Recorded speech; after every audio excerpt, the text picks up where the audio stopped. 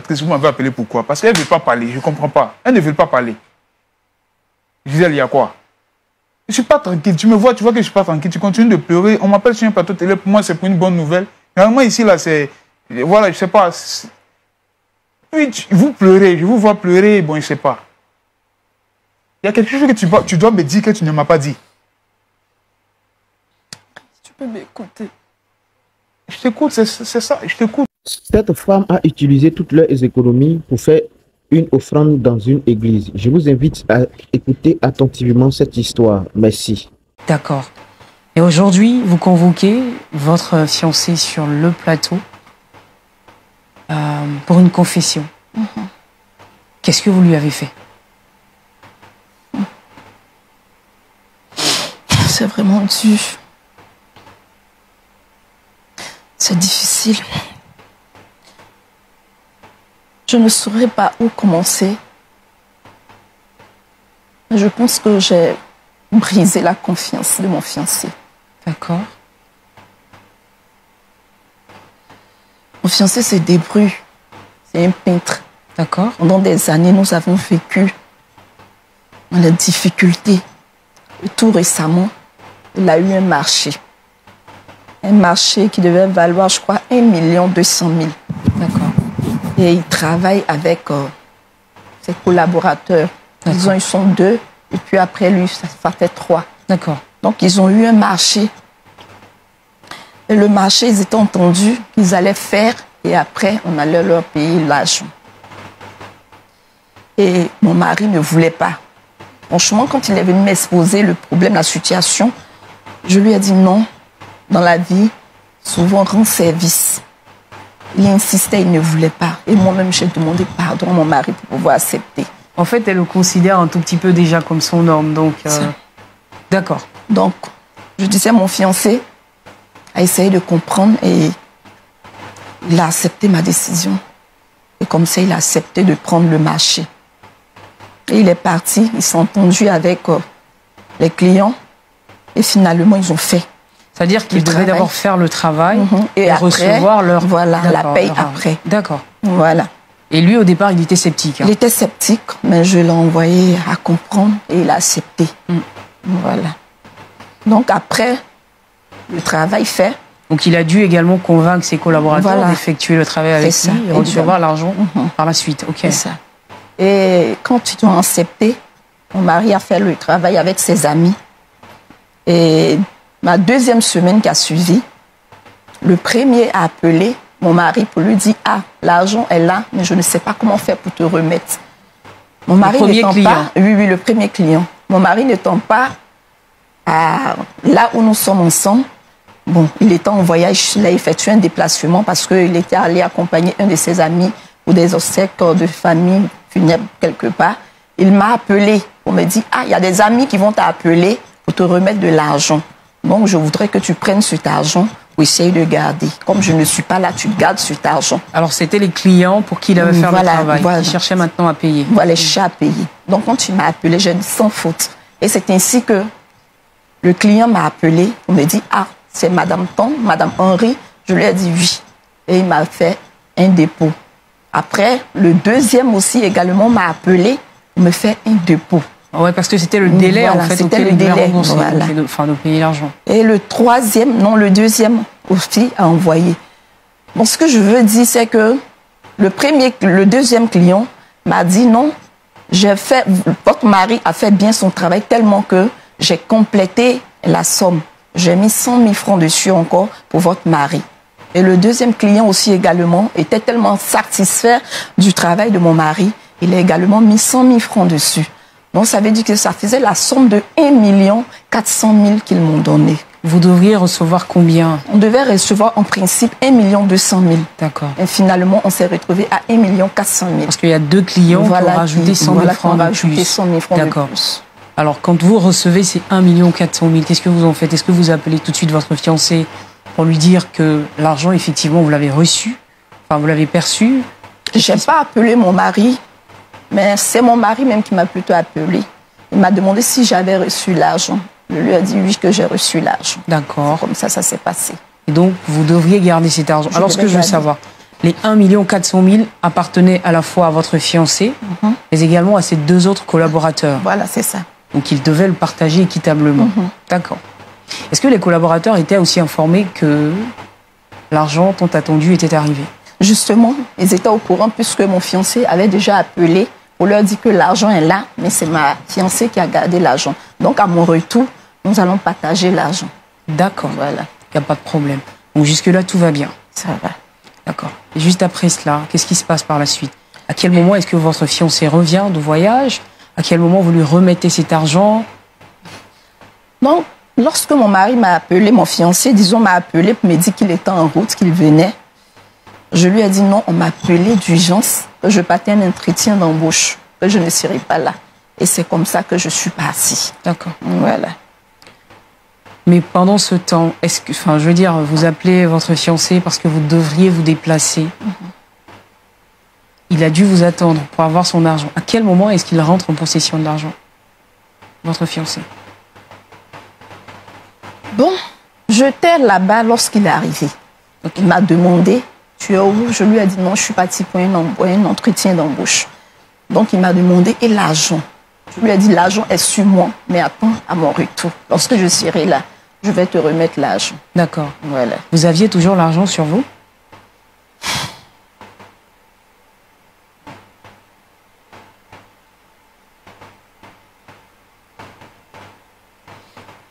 Je n'ai pas l'argent. Vous n'avez pas l'argent sur vous. Pourquoi?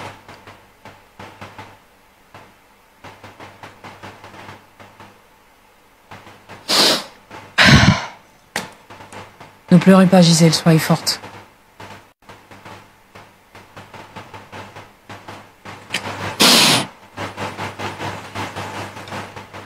Allez, venez, tenez, remettez-lui ça, ne pleurez pas, soyez forte.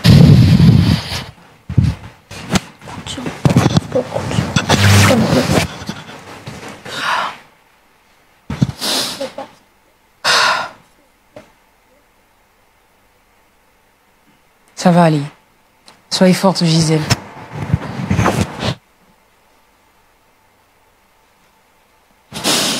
C'est difficile, madame. Qu'est-ce qui s'est passé? Qu'est-ce qui est devenu de cette somme d'argent? J'ai pris l'argent. Il y a une de mes amies qui m'a invité à un programme de prière dans son église. Et lorsque nous sommes arrivés là-bas, l'homme de Dieu est en train de prêcher sur le prémisse. D'accord. Et ça m'a beaucoup touchée parce que je me suis dit, Henri et moi, on a traversé un moment très difficile. Et ce message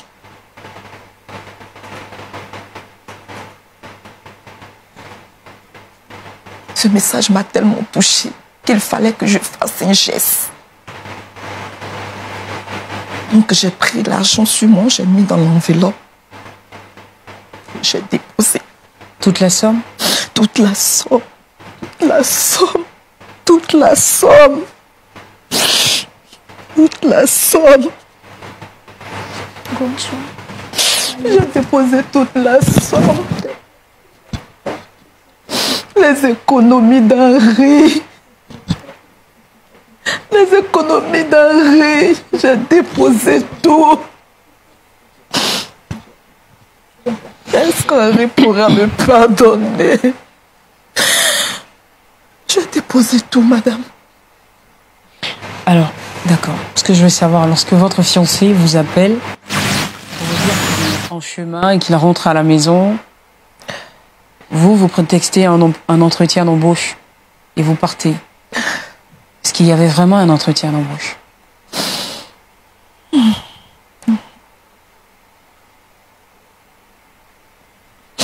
Madame, j'ai menti à mon mari.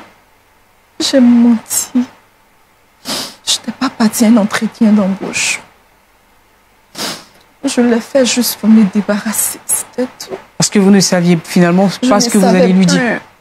Je ne savais plus qu'est-ce que dit Henri. Je ne savais plus, franchement. Mais quand il vous appelait pour vous demander si l'argent était toujours là, vous le rassuriez? Je lui rassurais. D'accord. Je lui rassurais à chaque fois. Henri, sois sans crainte, l'argent est là.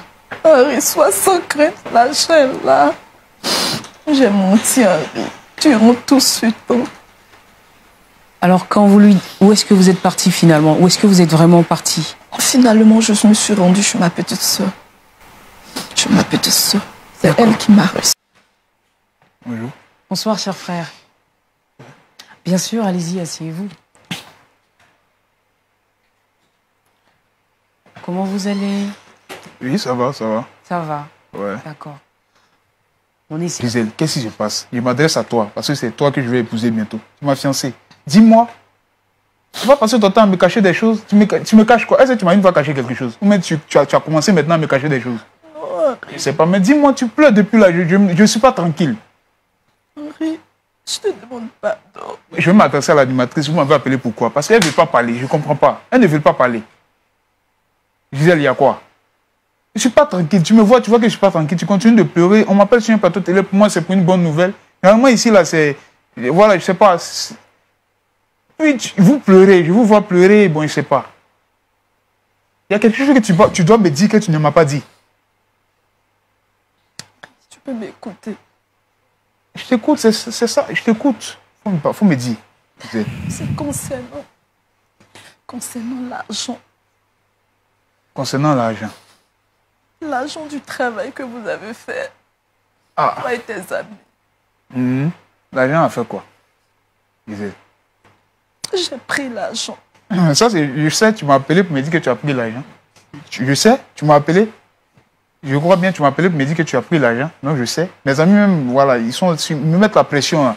Dieu merci, tu es là, je crois que je vais pouvoir les gérer, franchement. Henri, le problème n'est pas là. Le problème n'est pas là. Gisèle, il y a quel problème? Sois direct. Je ne suis pas venu ici, là. Je ne suis pas venu ici. Tu vas me raconter des problèmes ici. Toi, tu t'es trouvé chez moi à la maison. Le problème, c'est que j'ai pris l'argent.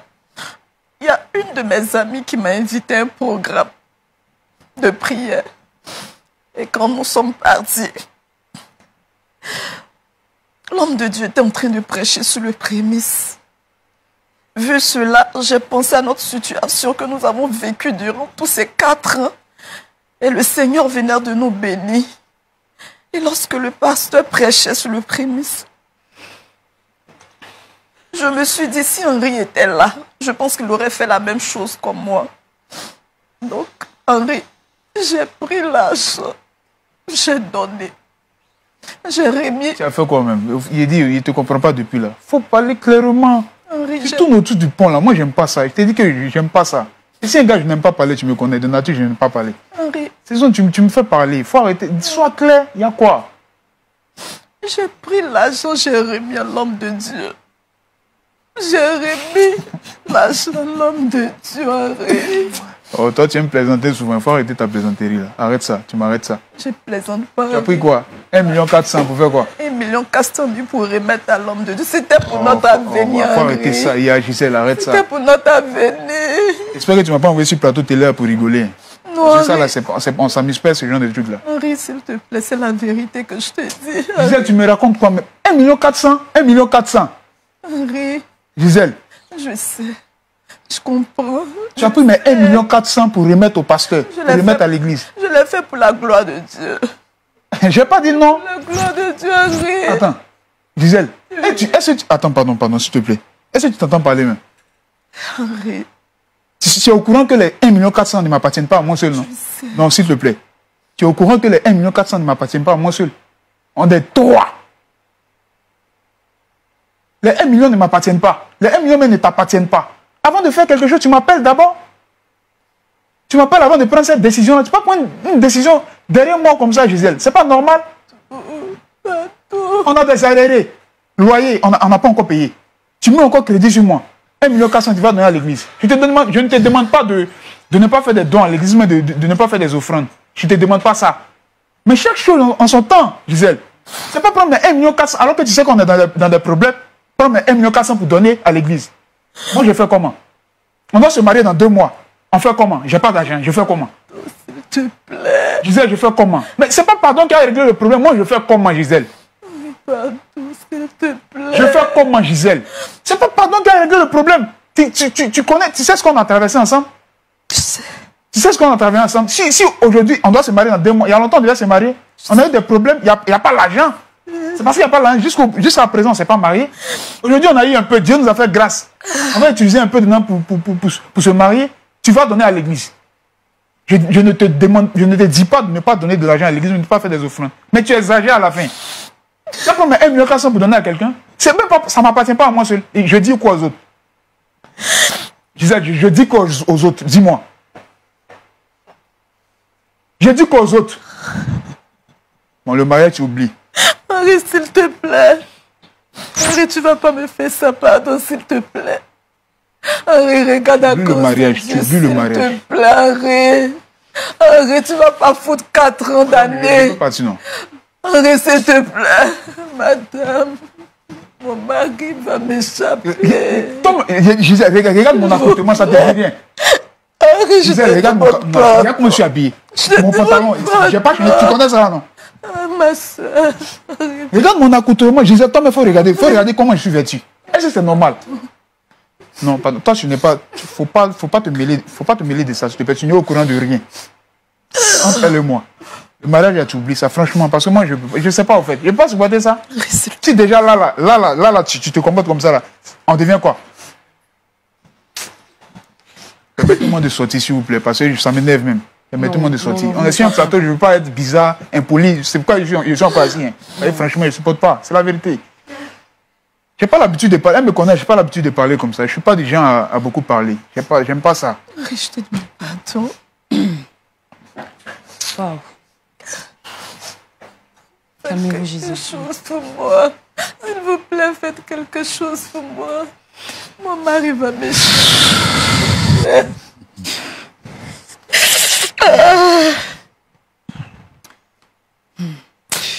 C'est fort. Alors, Henri, on va se calmer et puis on va laisser également... avant votre arrivée, je parlais de la famille à votre fiancé. Je disais qu'ici, nous formions une famille.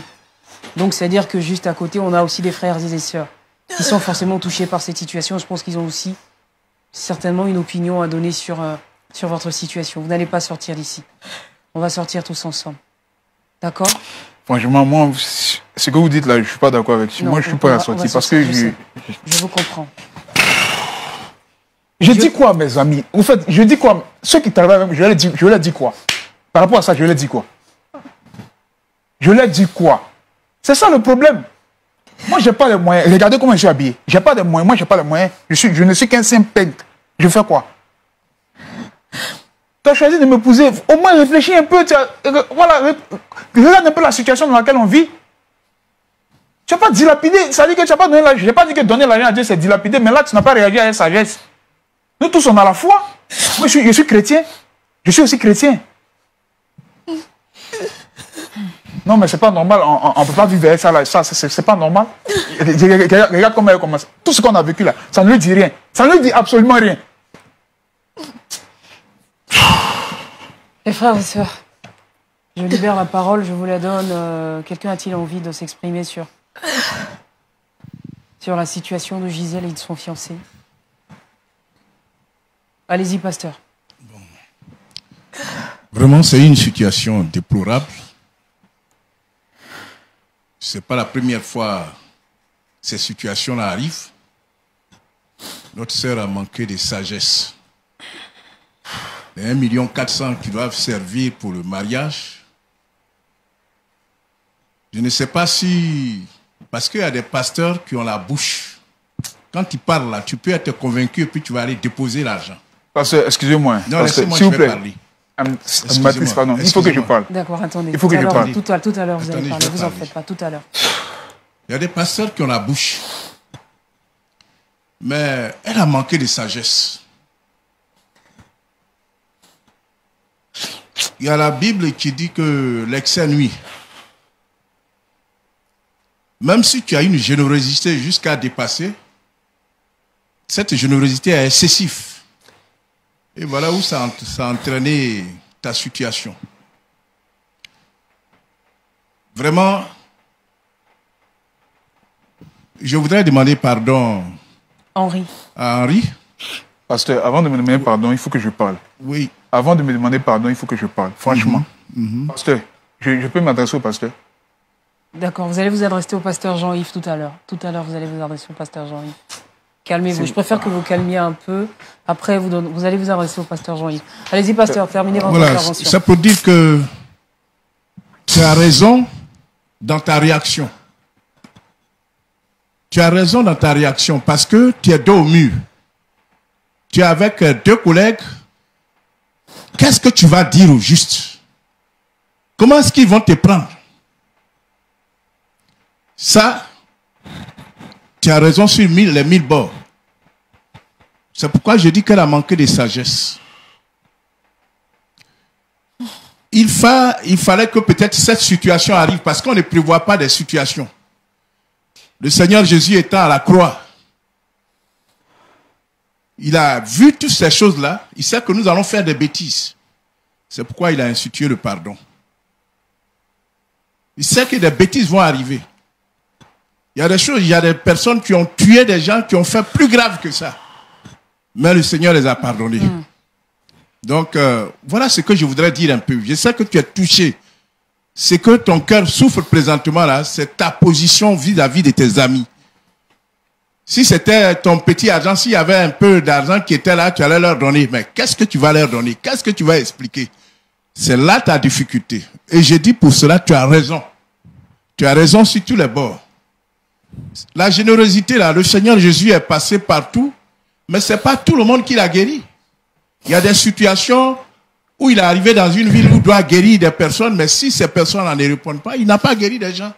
Il n'est pas obligé. Elle a manqué de sagesse. C'est pas à tout moment qu'il faut faire, comment on appelle ça, de largesse aux gens. Moi, je dis que là, elle n'a pas réfléchi. Tu vas à une invitation et puis tu déposes l'argent là-bas. Alors que tu n'as même pas payé la dîme dedans, tu n'as même pas fait les offrandes, ton mari, ton fiancé n'a pas enlevé soit la dîme pour, comment on appelle ça, pour pouvoir, et puis partager l'argent avec ses amis. Mais tu as dilapidé tout cet argent. Tu n'as pas bien fait. Donc, je lui demande pardon. Moi, c'est le pardon que je peux lui demander. C'est clair, vous l'exhortez au pardon. Merci beaucoup, pasteur. Merci de votre intervention. Et là, tout de suite, on va enchaîner avec l'intervention de notre pasteur principal, le pasteur Jean-Yves Onlaton, bien sûr, pour analyser aussi, à la lumière de la parole de Dieu, cette situation. C'est parti.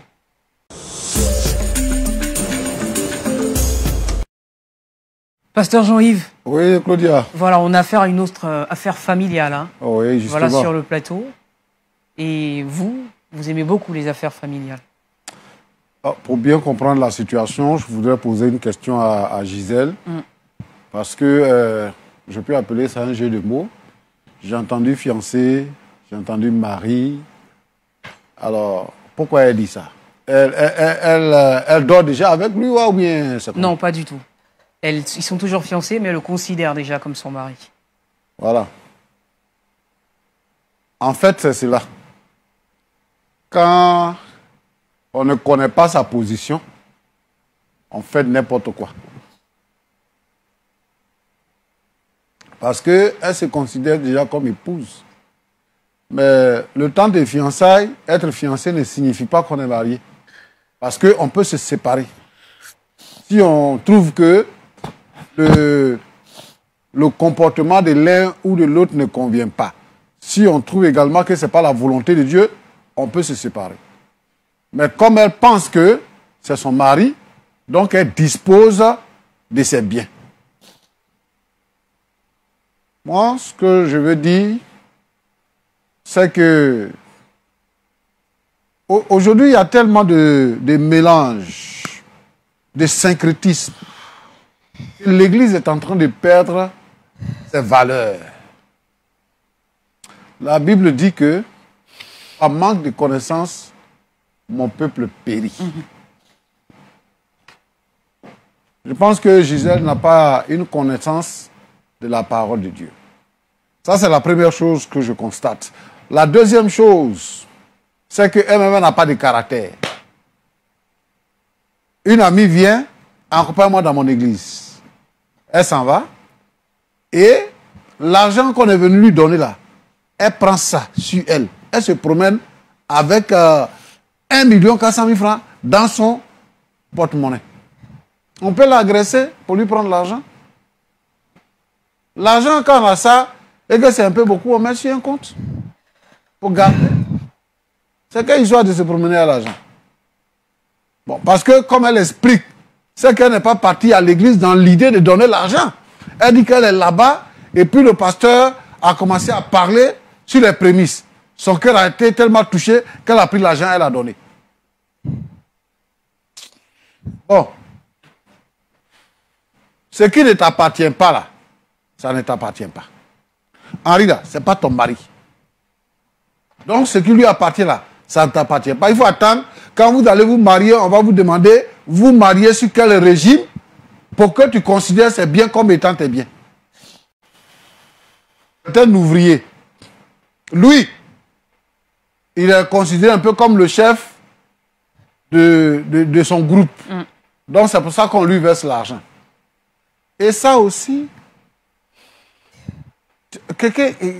c'est un abus de confiance. C'est-à-dire que quelqu'un te fait confiance. Il dit, bon, mon argent vient. Il faut prendre, tu vas garder. Si je viens, tu vas me donner. Toi, tu prends, tu t'en vas dans, on ne sait pas quoi, dans les églises boutiques là. Tu t'en vas là-bas pour déposer l'argent. Et tu viens pleurer. Quand on fait un don à l'Éternel, on reçoit la bénédiction en retour. Donc, ça ne fait pas pleurer. Au contraire, on constate les bienfaits de Dieu dans notre vie et la prospérité dans nos affaires. Tu n'as aucune affaire, tu n'as aucune activité. Il se débrouille. Toi-même, là, tu es là, tu ne fais rien. Tu ne te débrouilles même pas. Tu ne peux pas vendre galettes. Tu ne peux pas vendre orange. Tu ne te débrouilles pas. Quelqu'un, ça va souffrir, il vient, tu prends son argent, tu t'en déposé à l'église. Et puis, pasteur même que tu ne connais pas, église même que tu ne connais pas, pour une simple invitation, tu t'as déposé. Vraiment, c'est déplorable. Pour les chrétiens papillons, là. C'est déplorable. Vous vous promenez dans les églises, vous faites n'importe quoi pour venir pleurer ici après. Moi, je pense que c'est un problème de caractère. Et le jeune est en train de dire, on n'est pas encore marié, regarde ce que tu fais. Et quand on va se marier, ce genre de femme-là, je veux m'adresser aux jeunes filles. Vous qui n'avez pas de caractère, vous qui ne savez pas juger les choses et prendre le bon côté, ça va vous faire perdre beaucoup de choses. Vous allez être hors de la grâce. Bon, il dit, il te fait la commission d'Henri, Gisèle. Henri dit, bon, où il est là, il n'a pas de solution. Ce qu'il peut te faire comme cadeau, il faut oublier Marie là, c'est ton cadeau. Ah, tu pleures là, c'est pas pareil, l'argent perdu, hein. C'est pareil, tu as pris tes mariés là, ça tu pleures. Sinon, c'est pas passé, l'argent perdu. Mais c'est un problème que tu as créé. C'est un gros problème que tu as créé. Tu sais. D'accord. Henri, tu voulais poser une question au pasteur? Franchement, si... Oh, je viens. Non. Comme tu sais et que tu regrettes, on a compris. En fait, tu es venu nous voir pour qu'on puisse demander pardon à Henri. Bon, est-ce que Pasteur, tu as une idée de comment faire pour trouver l'argent là? Ou bien tu demandes pardon, il n'a qu'à laisser tomber? Ça, je n'ai aucune idée. Franchement, je n'ai aucune idée. C'est de demander pardon à Henri. C'est tout. C'est tout, Henri. Bon, Henri. Bonsoir. Bon, comment tu vas? Hein? Pasteur, je sais pas en fait. Tu dis quoi? Tu veux me poser une question? Franchement, c'est par respect que je suis encore assis ici. D'accord. Quelle question tu veux respect poser? pour... Pas une question. Oui, tu voulais dire quoi? Moi, vous dire quelque chose. Oui, dis. Pasteur. Une femme, c'est-à-dire avec laquelle je ne suis pas encore marié, elle est capable de prendre l'argent même qui ne m'appartient pas pour aller donner à je ne sais quoi. Est-ce que ça dit que je dois l'épouser? Je ne sais pas en fait. Parce que si elle a commencé là, c'est que devant là, peut-être que c'est ma maison, elle va vendre, il ne sait pas en fait. Il ne sait pas en fait. L'argent qui ne t'appartient pas, il faut prendre la peine au moins de m'appeler pour me demander, ah, je vais faire ça, ça ne t'appartient pas. Ça ne t'appartient pas. Moi-même, ça ne m'appartient pas. J'ai seulement une part dedans. Ça ne m'appartient pas. Je fais comment, pasteur? Je fais comment? D'accord. Parce que celle-là, je ne sais pas c'est quel pardon, je ne sais pas. Moi, je vous ai écouté avec respect. Je n'étais pas encore demandé pardon. Non, franchement. Je n'étais pas encore demandé pardon. Bon. Moi, je vais te poser une question.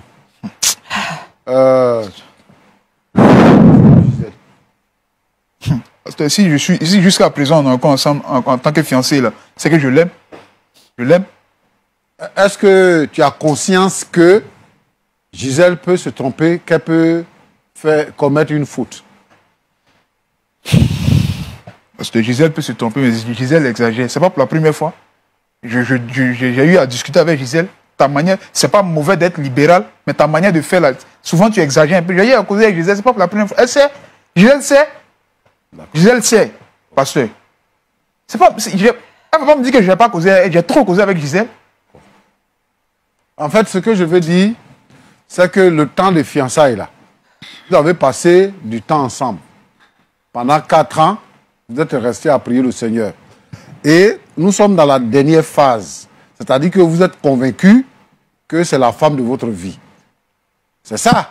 Toi, tu es convaincu que c'est la femme de ta vie, que tu vas l'épouser.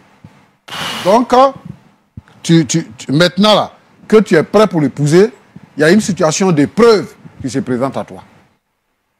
Pour éprouver ton amour. Pour que, effectivement, tu comprennes, tu saches si tu l'aimes ou si tu ne l'aimes pas. Tu ne maries pas, tu ne vas pas marier Gisèle à cause de l'argent. Tu ne vas pas la marier, ce n'est pas pour de l'argent que tu vas la marier. Bon, maintenant, quand personne n'est parfait, on ne peut pas épouser une femme parce qu'elle est parfaite. Gisèle, elle n'est pas parfaite. Il faut dire gloire à Dieu parce que le Seigneur te montrera sa faiblesse avant le mariage.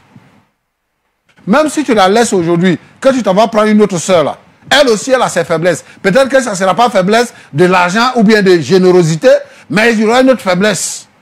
Et par rapport à ça, ton cœur va te faire mal. C'est l'argent qu'elle a donné.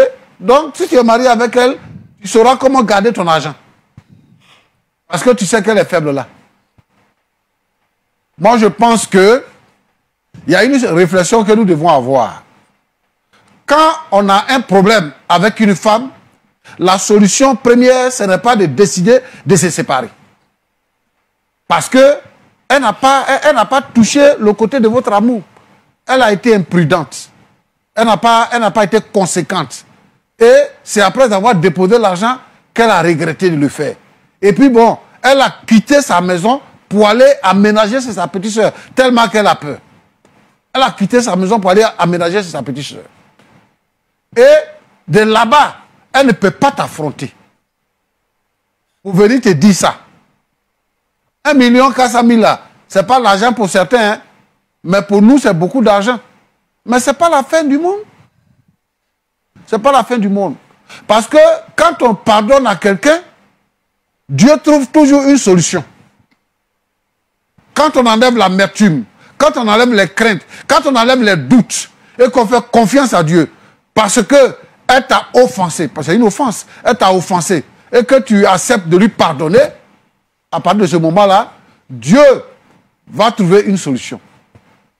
Jésus est la solution de tout. Henri, ce que moi je te demande maintenant, c'est que il faut considérer Gisèle. Et il faut considérer ce que vous avez vécu, ce que vous avez décidé. Et il faut lui pardonner. Il faut accepter de lui pardonner. C'est-à-dire qu'elle t'a dit la vérité. Elle pouvait dire que l'argent là, elle a été agressée. Tu allais croire. Mais là, tu n'allais pas te plaindre. Parce qu'elle a été agressée. Elle a déposé à l'église. Donc, ce qui est le plus important, c'est le geste qu'elle a fait. Le Seigneur n'abandonne pas ses enfants. Le Seigneur sait présentement dans quelle difficulté Gisèle t'a mis. Et donc, le Seigneur ne va pas t'abandonner. Le Seigneur ne va pas t'abandonner. Donc, moi, je te demande pardon maintenant. Je te demande de pardonner à Gisèle. Et que vous puissiez vous asseoir ensemble pour voir dans quelle mesure, et que tu puisses aller vers tes amis pour leur dire que l'argent est perdu, et que vous allez voir ensemble dans quelle mesure vous allez travailler pour avoir l'argent. Dans l'église, il y a beaucoup de personnes. Il y a des gens qui peuvent aider. Quand on va se marier, le problème des mariages, c'est le problème de tout le monde. quand on va se marier. Il y a des gens même qui sont prêts à vous aider. Donc, quand on a déjà dit qu'on se marie dans 2 mois, le Seigneur dispose tout. Et il dispose les gens également par rapport à ça. Donc, moi, je veux dire quoi? Que 1 400 000 là, ce n'est pas une fin en soi. Il y a des gens qui ont perdu plus que ça. Ils considèrent que c'est une perte. Et que demain, vous pourrez récupérer. Donc, Henri, c'est ça que je veux dire. Merci beaucoup, pasteur. Oui. Henri, le pasteur a parlé, tes frères et sœurs également t'ont parlé. On comprend parfaitement que tout ce qui a été dit là sur ce plateau, c'est un choc, c'est évident. Mais on veut t'exhorter vraiment au pardon. Merci d'avoir regardé la vidéo jusqu'ici. N'oubliez pas de vous abonner, de liker et aussi d'activer la cloche de notification afin d'être notifié à chaque fois que nous publions une vidéo. Chaque jour, nous publions une vidéo à la même heure. Mettez en commentaire vos différents avis, l'attitude de cette femme, c'est-à-dire l'attitude de sa future épouse. Est-ce qu'il doit-il continuer leur relation ou doit-il s'arrêter? Merci et à la prochaine.